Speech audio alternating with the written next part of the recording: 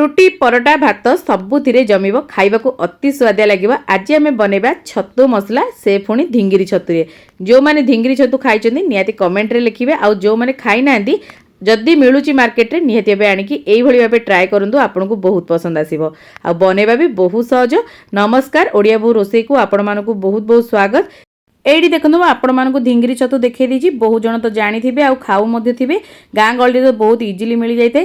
ଆଉ ଯେଉଁମାନେ ଜାଣିନାହାନ୍ତି ଏଇଭଳି ଭାବେ ଧିଙ୍ଗିରି ଛତୁ ଦେଖାଯାଇଥାଏ ତ ଆପଣ ମାର୍କେଟରୁ ଆଣିକି ଆଉ ଖାଇପାରିବେ। ମାର୍କେଟରେ ଇଜିଲି ଆଭେଲେବୁଲ୍ ହେଇଯାଉଛି ଏବେ। ତ ଏଇଠି ଭଲ ଭାବରେ ଛତୁ ଗୁଡ଼ାକ ଆମେ ସଫା କରିନେବା। ଆଉ ଯେତେବେଳେ ଆପଣ ଛତୁ ତରକାରୀ ବନାଉଛନ୍ତି ଆପଣ ଧିଙ୍ଗିରି ଛତୁରେ ବନେଇ ପାରିବେ, ନହେଲେ ତ ପାଳ ଛତୁରେ ବନେଇ ପାରିବେ, ବଟମ ଛତୁରେ ବି ବନେଇ ପାରିବେ। ଆପଣ ଯେକୌଣସି ଛତୁରେ ଏଇ ତରକାରୀକୁ ବନେଇ ପାରିବେ, ଖାଇବାକୁ ବହୁତ ଭଲ ଲାଗିବ। ତ ଏଇଠି ଦେଖନ୍ତୁ, ଆଉ ଏଇଟା ନା ବହୁତ ବଢ଼ିଆ ଲାଗିଥାଏ କାରଣ ଏଇଟା ଟିକେ ମାଂସଳ ଟାଇପ୍ର ହେଇଥାଏ। ଛତୁଟା ପୁରା ନରମ ହେଇଥାଏ, ମୋଟା ମୋଟା ସ୍ପଞ୍ଜି ଟାଇପ୍ର ହେଇଥାଏ, ଖାଇବାକୁ ସେଥିପାଇଁ ବହୁତ ଭଲ ଲାଗେ। ଆଉ ପାଣି ଅଂଶ ବି ଏଥିରେ ବହୁତ ଥାଏ, ତ ଅତି ସହଜରେ ମଧ୍ୟ ସିଝି ଯାଇଥାଏ। ତ ଏଇଠି ଦେଖନ୍ତୁ ମୁଁ ଛତୁ ଗୁଡ଼ିକୁ ଏଇଭଳି ଭାବେ ମାନେ ସଫା କରି ନେଇଛି। ଆପଣ ଯଦି ଚାହିଁବେ ଆକୁ ଛୋଟ ଛୋଟ କରିକି ମଧ୍ୟ କାଟିପାରିବେ। ମୁଁ କିନ୍ତୁ ତରକାରୀରେ ଟିକେ ଟେକ୍ସଚର ଭଲ ରହିବ ବୋଲି ମୁଁ ଏମିତି ବଡ଼ ବଡ଼ ଆକାରରେ ତାକୁ ଏମିତି ଛିଣ୍ଡେଇ ନେଇଛି। ଆକୁ କାଟିବା ବି ଦରକାର ନାହିଁ, ଏମିତି ଛିଣ୍ଡେଇ ଦେଲେ ବି ବହୁତ ସହଜରେ ଛିଣ୍ଡିଯିବ। ଆକୁ ଆମେ ଧୋଇକି ସଫା କରିନେବା ଆଉ ଚିପୁଡ଼ିକି ନେଇ ଆସିବା। ଏଠି ଦେଖନ୍ତୁ କଡ଼େଇକୁ ମୁଁ ଭଲ ଭାବରେ ଗରମ କରିନେଇଥିଲି, ସେଥିରେ ସୋରିଷ ତେଲ ଟିକେ ଆମେ ଗରମ କରିନେବା। ଆଉ ଅଳ୍ପ ଟିକେ ଏଠି ମୁଁ ଲୁଣ ହଳଦୀ ଦେଉଛି, କେବଳ ମୁଁ ଆଳୁଟା ଟିକେ ଭାଜିବି, ଯେମିତିକି ଆମେ ଯାହା ପକାଇଲା ବେଳେ ବାହାରକୁ ଛିଟକିବନି, ସେଥିପାଇଁ ଆମେ ଏଠି ଲୁଣ ହଳଦୀ ଦେଇଥାଏ ସବୁବେଳେ। ଆପଣ ବି ଏଇ ଟିପ୍ସଟା ଫଲୋ କରିପାରିବେ। ଯେତେବେଳେ ଯାହା ଭାଜୁଛନ୍ତି ପ୍ରଥମରୁ ଲୁଣ ହଳଦୀ ଦେଇଦେଲେ ଆପଣଙ୍କ ତେଲ ଆଉ ବାହାରକୁ ଛିଟକିବନି। ଆଳୁକୁ ଦେଇକି ଆମେ ଭଲ ଭାବରେ ଏଠି ଟିକେ ଭାଜି ନେବା।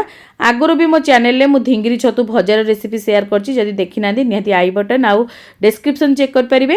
ଆଉ ତା ଛଡ଼ା ବଟମ ଛତୁ ହେଲା କିମ୍ବା ଆପଣ ପାଳ ଛତୁର ରେସିପି ଯଦି ଦେଖିବାକୁ ଚାହୁଁଛନ୍ତି, ବହୁତ ପ୍ରକାର ରେସିପି ମୁଁ ଅପଲୋଡ଼ କରିଛି, ତ ଆପଣ ସବୁଯାକ ଡେସ୍କ୍ରିପ୍ସନରେ ପାଇଯିବେ, ତ ଚେକ୍ କରିପାରିବେ।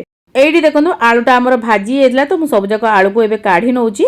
ଆଉ ବଳି ଯାଇଥିବା ତେଲରେ ମୁଁ ଏଠି ଆଡ଼୍ କରିବି ଗୋଟେ ତେଜପତ୍ର, ଗୋଟେ ଗୁଜୁରାତି, ଗୋଟେ ଡାଲଚିନି ଖଣ୍ଡ, ଆଉ ଅଳ୍ପ ଟିକେ ଜିରା ଆଡ଼୍ କରିବା। ଆଉ ଭଲ ଭାବରେ ସବୁ ଜିନିଷକୁ ଟିକେ ଫୁଟିବାକୁ ଦେବା। ଆଉ ତାର ଯେମିତି ଗୋଟେ ବାସ୍ନା ଆସିଯିବ ସେଇ ପର୍ଯ୍ୟନ୍ତ ଆପଣ ଫୁଟେଇ ନେବେ। ଟିକେ ନାକୁ ଭାଜି ହେଇଗଲା ପରେ ଆମେ ଏଠି ଆଡ଼୍ କରିବା ଗୋଟେ ମିଡ଼ିୟମ୍ ସାଇଜ୍ର ପିଆଜକୁ ଚପ୍ କରିକି, ଯାହାଦ୍ୱାରା କି ଟେଷ୍ଟ ବହୁତ ବଢ଼ିଆ ଆସିବ। ଆଉ ଜଣେ ଭାଇ ମୋତେ କହିଥିଲେ ବିନା ପିଆଜ ରସୁଣରେ ଛତୁ ତରକାରୀର ରେସିପି ସେୟାର କରିବା ପାଇଁ। ତ ଯଦି ଆପଣ ବିନା ପିଆଜ ରସୁଣରେ ଖାଉଛନ୍ତି ତାହେଲେ କେବଳ ଏଠି ପିଆଜକୁ ସ୍କିପ୍ କରିନେବେ, ଆଉ ରସୁଣକୁ ସ୍କିପ୍ କରିନେବେ, ଆଉ ସବୁ ଜିନିଷ ଆପଣ ପକେଇକି କରିପାରିବେ। ତ ଏଇଠି ଦେଖନ୍ତୁ ପିଆଜକୁ ମୁଁ ଦେଇଦେଇଥିଲି। ପିଆଜକୁ ଆମେ ପୁରା ଲାଇଟ୍ ଗୋଲ୍ଡେନ୍ ବ୍ରାଉନ୍ କଲର୍ ହେଲା ପର୍ଯ୍ୟନ୍ତ ଭାଜିବା। ଯେମିତିକି ଏଇଠି ମୁଁ ଆପଣମାନଙ୍କୁ ଦେଖୁଛି, ଦେଖନ୍ତୁ ଏଇଭଳିଆ ଭାଜି ହେବା ଦରକାର। ଏମିତି ଭାଜି ହେଇଗଲା ପରେ ଆମେ ଆଡ଼୍ କରିଦେବା ଟମାଟର। ଟମାଟର ଯେତିକି ଆପଣ ନେଇଥିବେ ଛତୁ ସେଇ ହିସାବରେ ଆଡ଼୍ କରିବେ। ମୁଁ ଏଠି ଯେହେତୁ କମ୍ ଛତୁ ନେଇଥିଲି ତେଣୁକରି ଏଠି ଗୋଟିଏ ଟମାଟର ମୁଁ ଆଡ଼୍ କରିଛି। ସ୍ୱାଦ ଅନୁସାରେ ଲୁଣ ଆଡ଼୍ କରିଦେବା ତରକାରୀ ପାଇଁ, ଆଉ ଭଲ ଭାବରେ ମିକ୍ସ କରିବା। ଟମାଟରକୁ ଟିକେ ସିଝିବା ପାଇଁ ଏଠି ଘୋଡ଼େଇକି ରଖିନେବା। 1ରୁ 2 ମିନିଟ୍ ଭିତରେ ଆମର ଟମାଟର ସିଝି ଯାଇଥାଏ ଲୁଣ ଦେଲା ପରେ, ତ ବହୁତ ସହଜରେ ସିଝିଯିବ। ତେଣୁକରି ଟମାଟର ଦେବେ ମାନେ ଲୁଣଟା ସାଙ୍ଗେ ସାଙ୍ଗେ ଦେଇଦେବେ। ତ 1 ମିନିଟ୍ ପରେ ମୁଁ ଏଠି ଦେଖୁଛି, ଦେଖନ୍ତୁ କେତେ ବଢ଼ିଆ ଭାବରେ ଆମର ସିଝିଗଲାଣି। ଆଉ ଏଇ ତରକାରୀଟା ନା ସବୁବେଳେ ମିଡ଼ିୟମ୍ ଫ୍ଲେମ୍ରେ ହିଁ କରିବେ, ତ ବହୁତ ବଢ଼ିଆ ହେବ। ଆପଣ ଫାଷ୍ଟରୁ ଲାଷ୍ଟ ଯାଏ ମିଡ଼ିୟମ୍ ଫ୍ଲେମ୍ରେ ହିଁ କରନ୍ତୁ, ବହୁତ ବଢ଼ିଆ ଭାବରେ ଆପଣଙ୍କ ତରକାରୀଟା ହେବ। ଏଠି ଦେଖନ୍ତୁ ଗୋଟେ ମସଲା ରେଡ଼ି କରିଥିଲି, ଅଦା ରସୁଣ ପିଆଜ ଆଉ ଗୋଟେ ଶୁଖିଲା ଲଙ୍କା ବାଟିକି ମୁଁ ନେଇ ଆସିଥିଲି, ତାକୁ ଆଡ଼୍ କରିଦେଇଛି। ତାପରେ ଆମେ ସବୁ ପ୍ରକାର ମସଲା ଗୁଣ୍ଡ ଆଡ଼୍ କରିଦେବା, ଯେମିତିକି ଅଳ୍ପ ଟିକେ ହଳଦୀ ଗୁଣ୍ଡ, କାଶ୍ମୀରୀ ଲଙ୍କା ଗୁଣ୍ଡ ଟିକେ ଭଲ କଲର୍ ପାଇଁ, ଧନିଆ ଗୁଣ୍ଡ, ଜିରା ଗୁଣ୍ଡ, ଆଉ ଅଳ୍ପ ଟିକେ ଆପଣ ମିଟ୍ ମସଲା ଆଡ଼୍ କରନ୍ତୁ, ବହୁତ ବଢ଼ିଆ ବାସ୍ନା ଆସିବ। କାରଣ ଏଇ ଛତୁଟା ଯେହେତୁ ଟିକେ ମାଂସଳ ଟାଇପ୍ର ଥାଏ, ଏମିତି ମସଲାଟା ରେଡ଼ି କଲେ ନା ପୁରା ଆପଣଙ୍କୁ ମାଂସ ତରକାରୀ ଖାଇଲା ଭଳିଆ ଲାଗିବ, ଆଉ ଖାଇବାକୁ ବହୁତ ଟେଷ୍ଟ ଲାଗିବ। ତ ସବୁ ମସଲାକୁ ଦେଇକି ଅଳ୍ପ ଟିକେ ପାଣି ଦେଇକି ଏଠି ମସଲାକୁ ମୁଁ କଷିବି, ଆଉ ତାପରେ ଘୋଡ଼େଇକି ମୁଁ ଛାଡ଼ିଦେବି, ଯେମିତିକି ଆମର ମସଲାଟା ପୁରା ବଢ଼ିଆ ଭାବରେ ସିଝିଯିବ। ଅଳ୍ପ ଟିକେ ପାଣି ନିହାତି ଦେବେ, ନହେଲେ ତଳେ ଲାଗିଯିବ।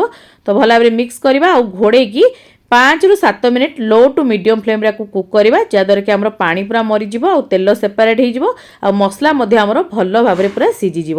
5ରୁ 7 ମିନିଟ୍ ପରେ ମୁଁ ଏଠି ଦେଖାଉଛି, ଦେଖନ୍ତୁ କେତେ ବଢ଼ିଆ ଭାବରେ ଆମର ମସଲା ପୁରା କଷି ହେଇଛି, କଲର୍ ମଧ୍ୟ ଦେଖନ୍ତୁ ଚେଞ୍ଜ ହେଇଯାଇଛି, ଆଉ ଆମର ତେଲ ମଧ୍ୟ ବହୁତ ବଢ଼ିଆ ଭାବରେ ସେପାରେଟ୍ ହେଇଯାଇଛି। ତ ଟିକେ ମିକ୍ସ କରିନେବା, ଆଉ ତାପରେ ଆମେ ଏଠି ଆଡ଼୍ କରିବା ଛତୁକୁ। ଛତୁକୁ ମୁଁ ଧୋଇକି ସଫା କରିକି ନେଇ ଆସିଥିଲି ଚିପୁଡ଼ିକି, ଭଲ ଭାବରେ ଚିପୁଡ଼ି ନେବେ, ଏକ୍ସଟ୍ରା ପାଣି ବାହାର କରିନେବେ। ତାପରେ ଆମେ ଏଠି ଛତୁକୁ ଆଡ଼୍ କରିନେବା। ଛତୁକୁ ଆଡ଼୍ କରିକି ତାପରେ ଭଲ ଭାବରେ ଏଠି ମିକ୍ସ କରିବା।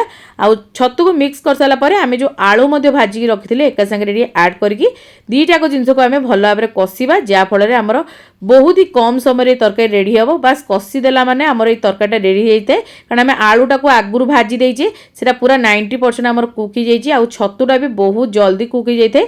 ତ ଭଲ ଭାବରେ ଏଠି ମୁଁ ମିକ୍ସ କରିନେଉଛି। आलू को ऐड करके तापरे भल भाव मिक्स करके बेसी समय गोटे मिनिट पर ये कषि नवा।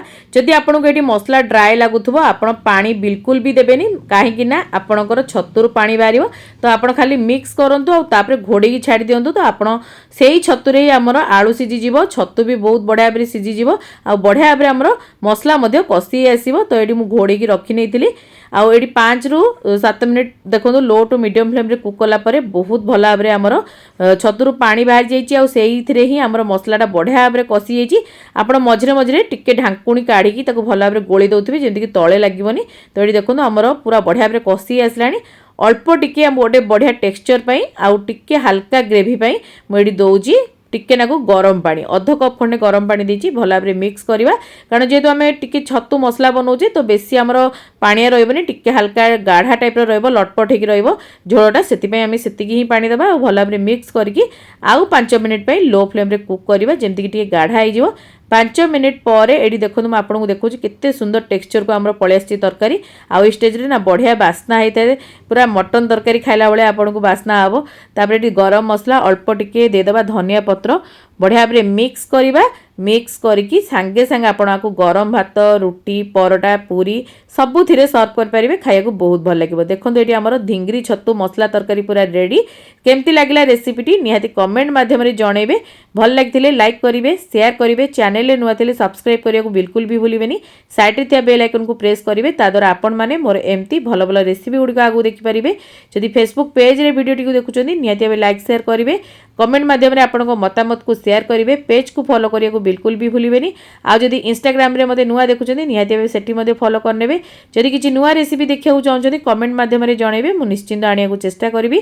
तो आगु को ओडिया बहु एमती बहुत सारा बढ़िया बढ़िया रेसिपी सब नहीं आसो। तो आज ये जय श्री जगन्नाथ।